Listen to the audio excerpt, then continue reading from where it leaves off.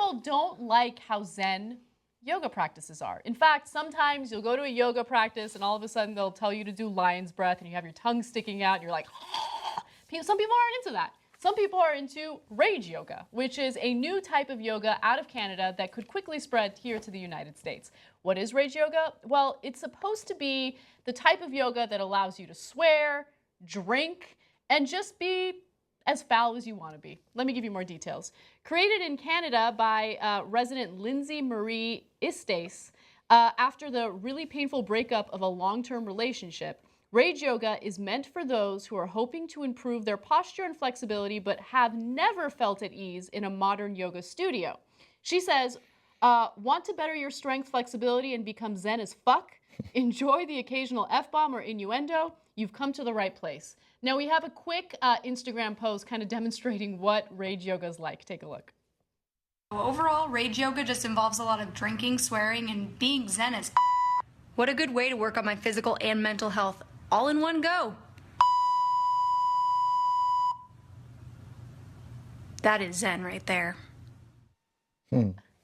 So I think it's an interesting concept. I know I have my rage days where I feel like doing like a run, like an aggressive run, or maybe kickboxing or something like that. But yoga is about meditating and about calming yourself down. And sometimes you need that too. I mean, it all depends on what you prefer when it comes to your practice. Right, but I've never done yoga, and I've taken a couple of I've had a private yogaing. And I wasn't very good at that either. But I'd like to do it. It would obviously help me. I'm super unlimber, and you know, I like it literally takes me a little bit to unfold in the morning. My daughter, she's 3, and she's already figured out. She's like, Ben, do you have to slow roll the morning? She said slow roll in the morning? Yeah. Ben likes to slow roll the morning because I'm like, oh, she's advanced for 3. She's very advanced. She is advanced. Wow. And part of the turnoff, one of the turnoffs is that I'm afraid I'll look silly, and that's true for a lot of guys. That keeps them out of yoga, and women too.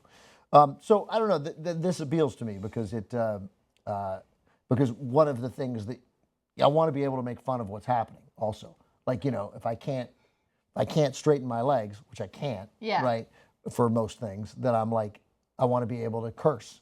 Yeah, right? yeah. And I want to be like, oh, Jesus. And I want to be frustrated by that. And I know that when I go to yoga, I have to pretend that, oh, no, it's okay that you can't stretch.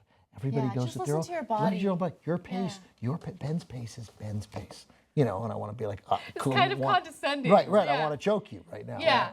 It's so interesting because I love yoga, but what I don't like about yoga is every once in a while you'll get that yoga instructor who's like super into the practice, like for spiritual reasons, and they make you say things and breathe a certain way that I don't want to ohm during the class. Like the group of people ohming in unison does not excite me. It doesn't work me out in any way. It doesn't help me meditate. It annoys me. And then literally the lion's thing I was talking about, I don't remember if it's called lion's breath. You literally stick your tongue out and go, and everyone's doing it simultaneously while that's not working out. I never got that. So I'm not, I mean, I'll tell you right now, I'm not going to do that. I'm not going to do it either. It makes me so uncomfortable, though. Right. It makes me uncomfortable. And then, like, the bow at the end and you say namaste. I don't want to do that either. Like, it makes me feel clownish. But it's all about what people's preferences are. Some people like the rage yoga. I wouldn't like it. I don't want to hear cussing, and I come here for that, right? Yeah. For yoga, I don't want to hear anyone talk except for the instructor telling me how I'm supposed to bend my body. That's it. Yeah. Well, thank you both for sharing your experience. I liked hearing your story about working out, about your different workouts that you had. I liked hearing that story. It was really interesting. I actually liked it. So I've done yoga a couple of times, and look, it is difficult. It kicked my ass. Like, no workout really. Like, I used to do martial art called capoeira, Brazilian martial art, and that kicked my ass bad. Fancy, huh? You fancy, huh? But anyway, this. What's it called? Capoeira. But you said something else. What did you say first? It's a Brazilian martial art called capoeira. But didn't you say, like, I used to do Brazilian martial art? No, I don't have any. I wish that I could do that. That would sound cool. The closest I get is El Duende Chingon. But anyway, my initial inclination, as it is with so many stories that come up on the internet, is to say this isn't real. It sounded like a skit that she was doing in that video, an interesting one. And if people want to go to it, I'm sure there's a demand for endless additional yoga classes in San Right. Francisco. You can do whatever you want.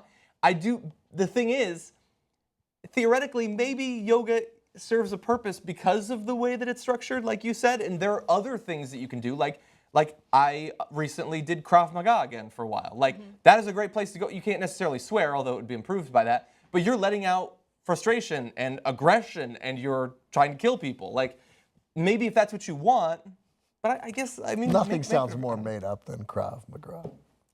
It's a real thing. No, I know it's a real thing, but it sounds made up. Yeah. No, it sounds More interesting. so than capoeira? They both sound made up. Okay.